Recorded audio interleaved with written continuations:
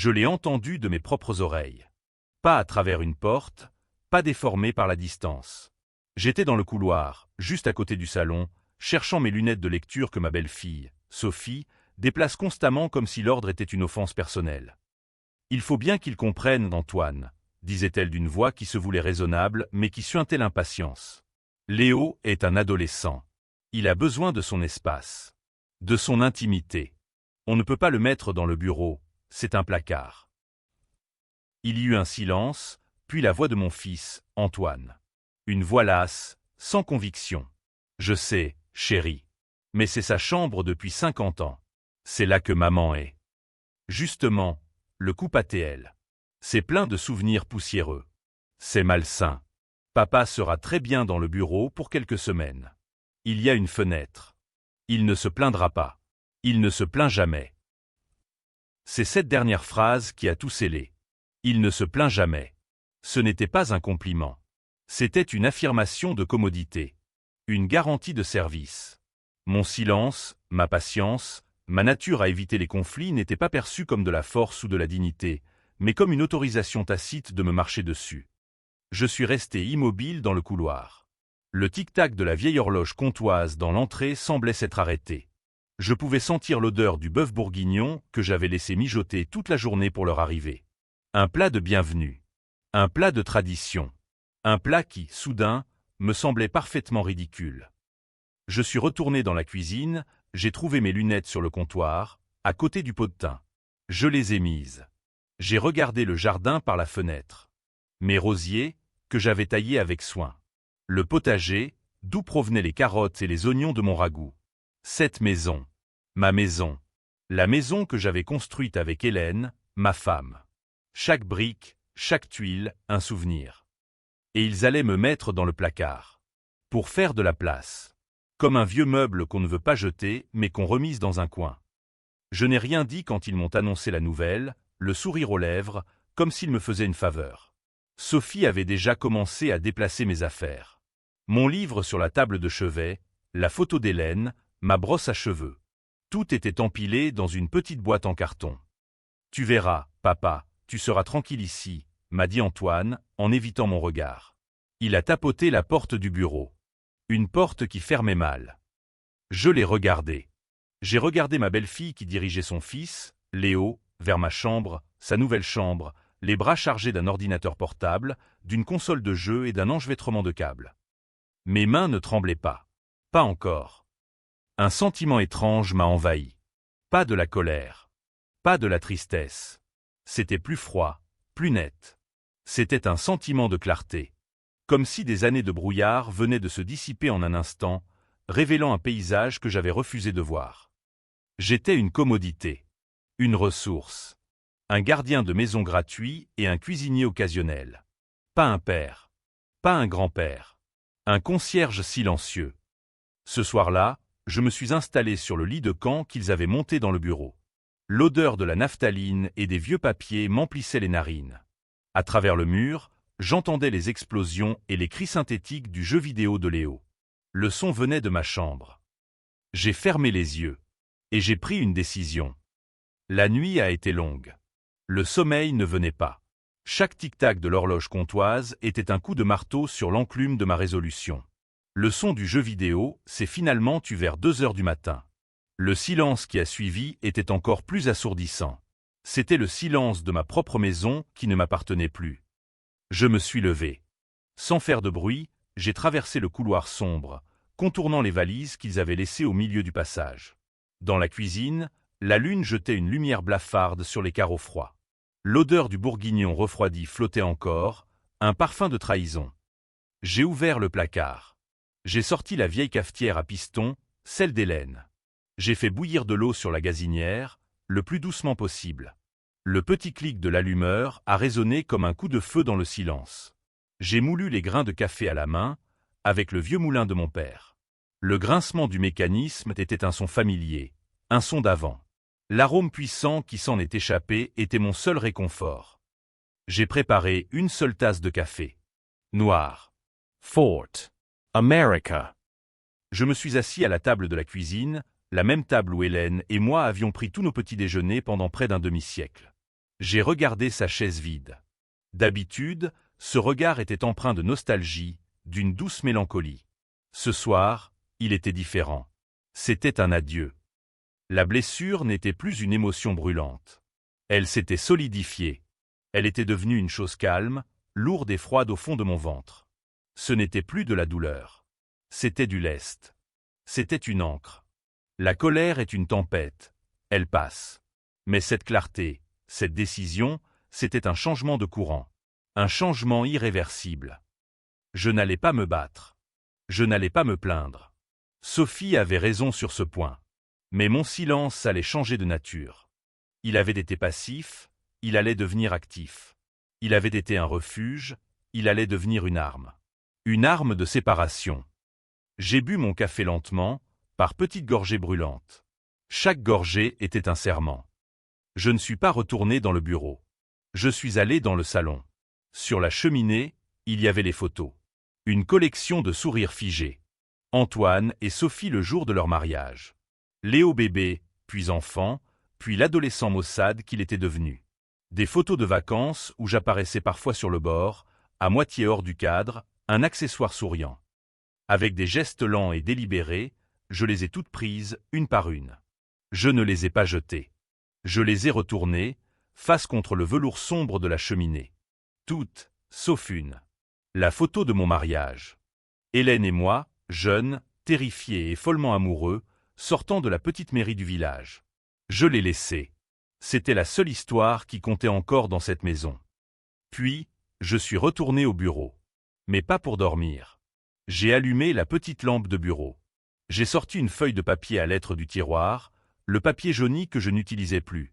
J'ai dévissé le capuchon de mon vieux stylo plume, celui que mon père m'avait donné pour mes 20 ans. Je l'ai rempli d'encre noire. J'ai écrit 3 choses sur cette feuille. 3 noms. Maître Corbin, le notaire. Monsieur Girard, le directeur de la banque. Et puis, un nom que je n'avais pas écrit depuis longtemps. Le nom d'un vieil ami qui vendait des péniches sur les quais de Seine. La décision était prise. L'alignement était parfait. Je n'étais plus une victime de leur négligence. J'étais l'architecte de ma propre vie. Et la première étape était de démolir l'ancienne. Le lendemain matin, j'étais le premier levé. Comme toujours. J'ai préparé le café pour tout le monde, j'ai mis la table. Une habitude ancrée si profondément qu'elle fonctionnait sans ma permission. Mais quelque chose avait changé. Je n'étais plus l'hôte. J'étais un acteur jouant un rôle familier pour la dernière fois. Quand Antoine est descendu, il a bâillé et m'a dit « Bien dormi, papa ». « Très bien », ai-je répondu. Et c'était vrai. Je n'avais pas dormi, mais je m'étais reposé. J'avais trouvé une paix que je n'avais pas connue depuis des années. Après le petit déjeuner, j'ai annoncé que j'allais faire ma promenade habituelle. Aller chercher la baguette fraîche à la boulangerie. C'était mon rituel, mon alibi. Personne n'a sourcillé. Sophie m'a même demandé de prendre des croissants au beurre. Le contact de la baguette chaude et croustillante sous mon bras était un réconfort terrestre. L'odeur du pain frais, une odeur de normalité. Mais aujourd'hui, la normalité était un déguisement. Au lieu de rentrer directement à la maison, j'ai continué ma route vers la place du village. Le bureau de Maître Corbin était au-dessus de la pharmacie. Une plaque de cuivre ternie indiquait son nom. L'odeur de vieux papier et de cire d'abeille m'a accueilli dans son escalier. C'était une odeur de finalité. Maître Corbin était un homme de mon âge, mais il semblait plus vieux. Le poids des secrets des autres l'avait courbé. Il m'a reçu avec surprise. Je n'étais pas un homme qui prenait des rendez-vous impromptus. « Jean-Pierre, tout va bien ?»« Très bien, maître, » ai-je dit en m'asseyant sur la chaise en cuir qui craquait. « Je veux vendre la maison. » Il a retiré ses lunettes. Il a cligné des yeux, comme pour s'assurer qu'il avait bien entendu. « La maison ? Ta maison ? Mais, Antoine. Antoine a sa propre maison. » ai-je coupé court. « Celle-ci est la mienne. Et je veux la vendre. Rapidement. » Il a vu quelque chose dans mon regard. La résolution. Il n'a pas posé plus de questions sur mes motivations. Nous avons parlé de prix, de procédure. C'était une conversation professionnelle, nette, sans émotion. J'ai ressenti un immense soulagement. C'était la première action concrète. La première brique de ma nouvelle vie. En sortant, je me sentais plus léger. Je suis allé directement à la banque. Monsieur Girard était plus jeune, un homme en costume qui regardait constamment sa montre. J'ai demandé à voir les détails de mes comptes. J'ai vu la procuration que j'avais signée pour Antoine il y a 10 ans, après la mort d'Hélène. Au cas où, papa. C'est plus simple. Je souhaite révoquer cette procuration, ai-je dit calmement. L'homme a levé les yeux de son écran. De la surprise, puis une pointe de suspicion. Êtes-vous certain, monsieur Dubois? C'est une procédure. Je suis certain. J'ai signé les papiers nécessaires.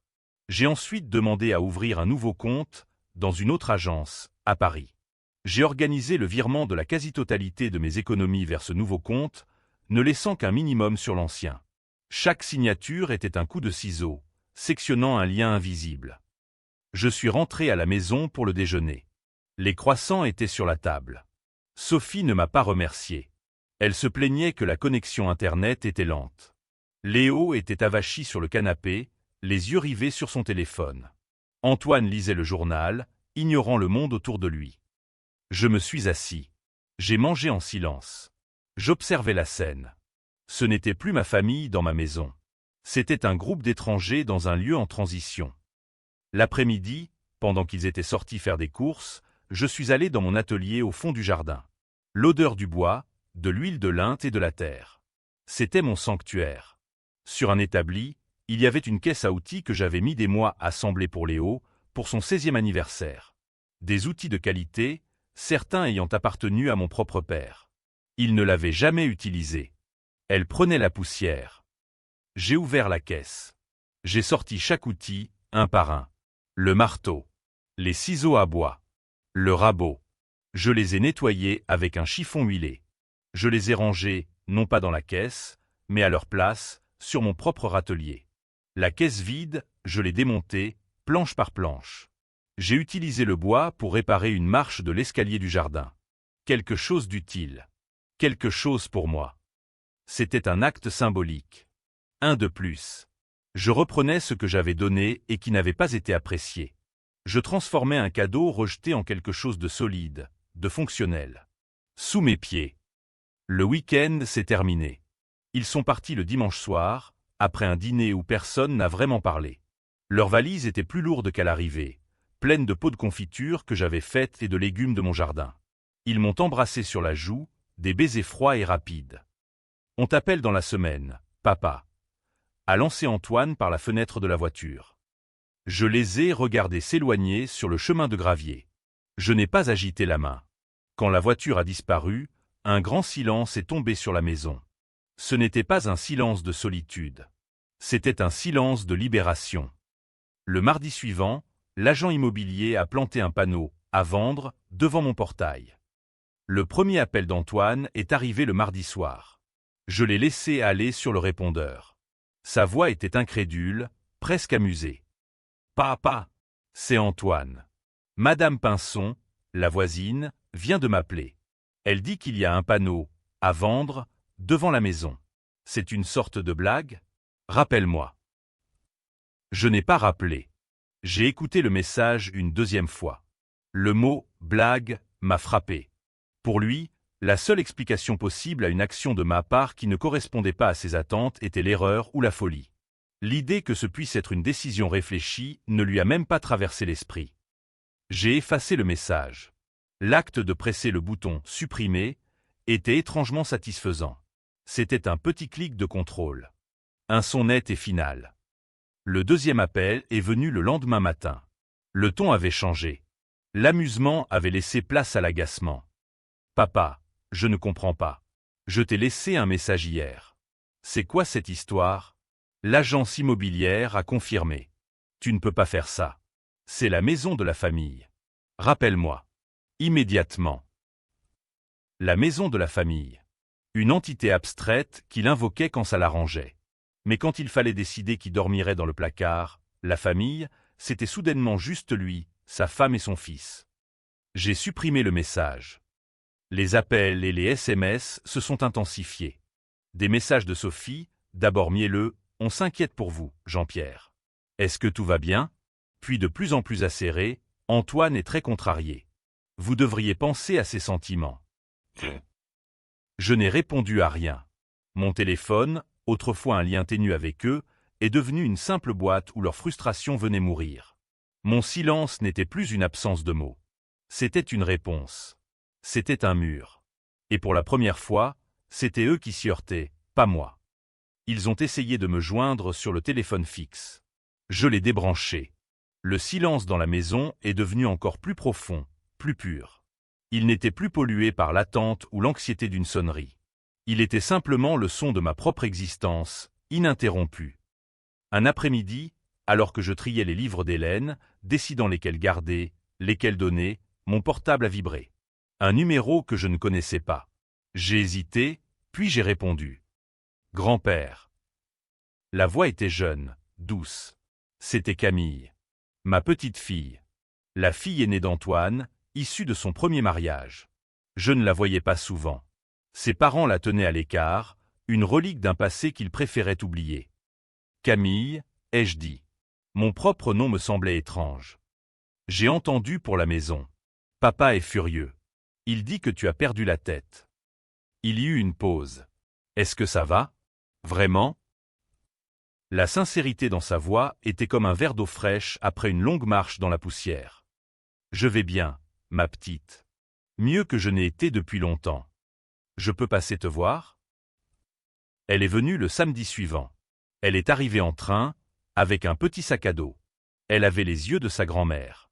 Quand elle est entrée dans la maison, elle a remarqué les photos retournées sur la cheminée. Elle n'a rien dit. Elle a juste posé sa main sur mon bras.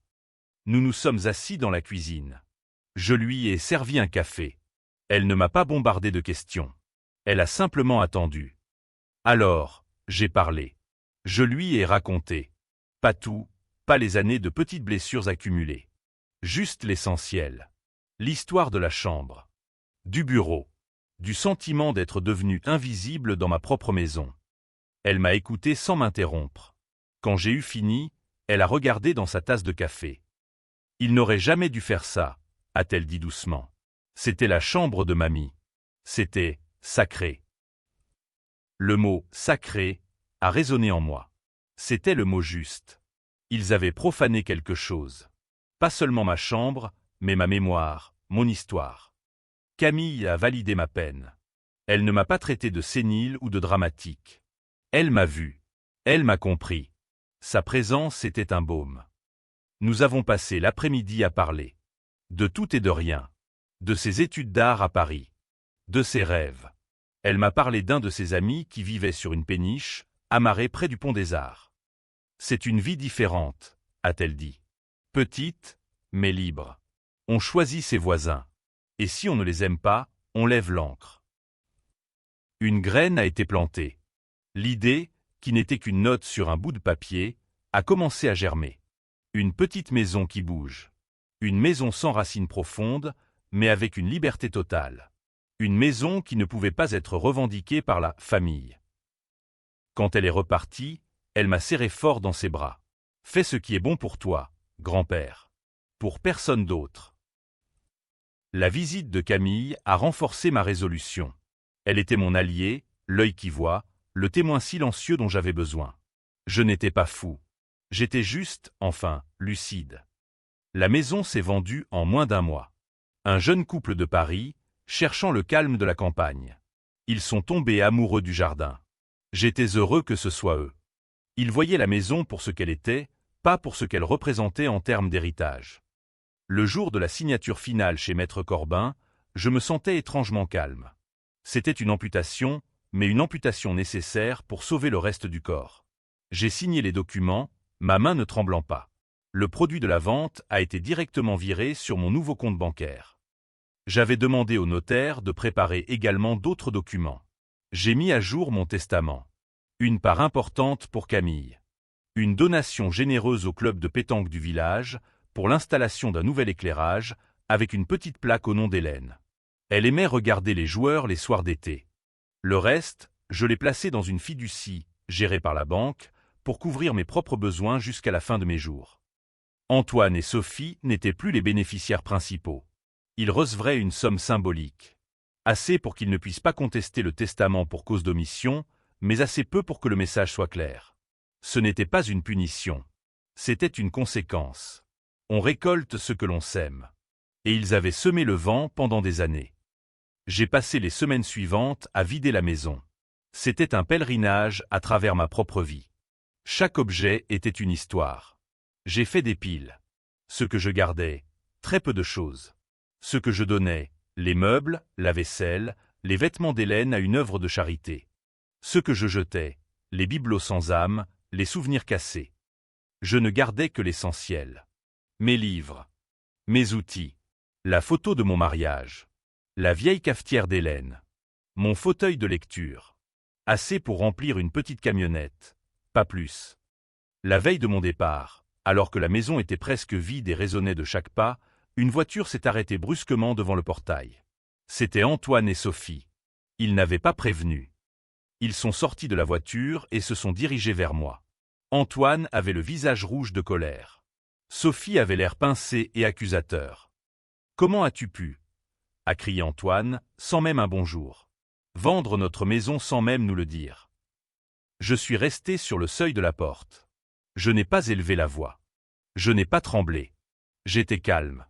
Ancré. Ce n'était pas votre maison, Antoine. C'était la mienne. C'est là que j'ai grandi. C'est l'héritage de Léo. L'héritage se mérite, ai-je dit doucement. Il ne se réclame pas. Sophie est intervenue. Vous êtes cruel, Jean-Pierre. Vous nous punissez parce qu'on a voulu que notre fils soit à l'aise. C'est de la manipulation. C'est de la méchanceté sénile. J'ai regardé mon fils. J'ai regardé sa femme.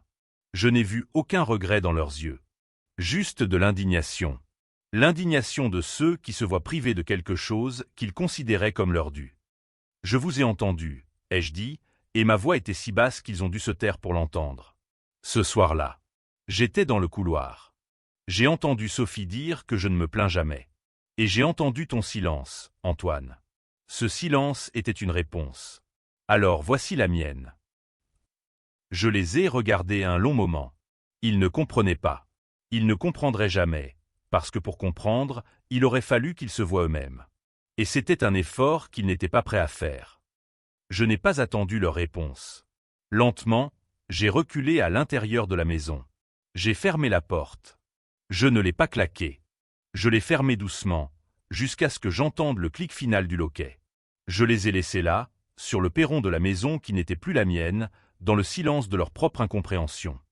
Ma nouvelle réalité a l'odeur du diesel, de l'eau de la rivière et du café fort. Ma maison s'appelle l'Hirondelle. C'est une vieille péniche hollandaise, avec une coque en acier et un cœur en bois. Elle n'est pas grande, mais chaque centimètre carré m'appartient. Le matin, je ne suis pas réveillé par le tic-tac d'une horloge, mais par le doux clapotis de l'eau contre la coque et le cri des mouettes. Je prends mon café sur le pont, en regardant les bateaux-mouches glisser, remplis de touristes qui photographient ma vie sans le savoir. J'ai installé un petit potager dans des bacs en bois sur le pont. Des tomates, du thym, du romarin. L'odeur de la Provence au cœur de Paris. Mes journées ont un rythme simple, un rythme que je choisis. Je lis. Je répare de petites choses sur le bateau. Je marche le long des quais. Parfois, je joue à la pétanque avec d'autres vieux loups de rivière au Boulodrome près du pont de Sully. On ne parle pas beaucoup de notre passé. On parle du temps, de la qualité du terrain, du prochain verre de pastis. Nos histoires sont dans nos silences, dans la façon dont on tient la boule de métal, lourde et froide, dans la paume de notre main. Camille vient me voir tous les dimanches. Elle apporte des croissants et le journal. On s'assied sur le pont et on refait le monde. Elle m'a apporté une vieille radio. Parfois, le soir, j'écoute Brel ou Brassens. Leurs voix éraillées me racontent des histoires de vie, de perte et de liberté. Je ne suis plus en train d'attendre. J'attends le prochain lever de soleil, la prochaine tasse de café, la prochaine visite de ma petite fille. C'est tout. Et c'est assez. Mon état émotionnel n'est pas celui d'une joie triomphante. C'est plus calme, plus profond. C'est un sentiment d'être propre, d'être stable, d'être entier. La paix avant la joie. La dignité avant le bonheur. Hier, j'ai reçu une lettre. L'écriture était celle d'Antoine. Je l'ai reconnue immédiatement. Je l'ai laissée sur la petite table de la timonerie pendant toute la journée. Je la regardais de temps en temps, comme un objet curieux ramené par la marée. Le soir, je l'ai ouverte. C'était une lettre d'excuse. Des mots maladroits, pleins de justifications, mais il y avait une phrase, une seule, qui semblait sincère. Tu m'as manqué au déjeuner de dimanche. Je l'ai lue. Je l'ai repliée et l'ai remise dans son enveloppe. Je ne sais pas encore si je répondrai. La porte n'est pas fermée à clé. Mais elle n'est pas grande ouverte non plus. Elle est juste entr'ouverte. Et pour la première fois, c'est moi qui me tiens sur le seuil, et c'est à eux de prouver qu'ils méritent d'entrer. Ce soir, en regardant les lumières de la ville se refléter sur l'eau sombre de la Seine, j'ai sorti un vieux carnet. Sur une page blanche, j'ai écrit « On ne possède pas une maison. On l'habite. On ne possède pas une famille. On l'aime. Quand l'un ne respecte plus l'autre, il faut trouver un nouveau port. Mon port, c'est cette eau qui coule. Elle ne s'arrête jamais, elle ne juge jamais. Elle m'emporte, simplement. Si cette histoire vous a ému, partagez-la. Quelqu'un, quelque part, a besoin de savoir qu'il n'est pas seul. Et qu'il n'est jamais trop tard pour lever l'ancre.